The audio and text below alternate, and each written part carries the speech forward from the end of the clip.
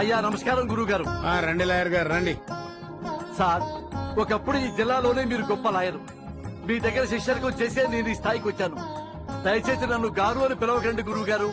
హోమం మొదటి రోజు కదా, దండం పెట్టుకెళ్దామని వచ్చాను. మంచిదయ్యా. బంధువులు ముత్తైదువులంతా కూర్చోండి.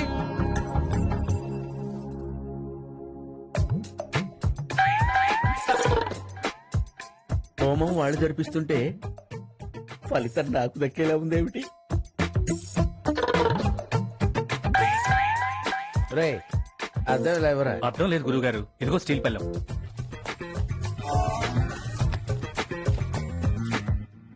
అయ్యా చక్రపాణి గారు, హోమం అంతా సిద్ధం చేశాం.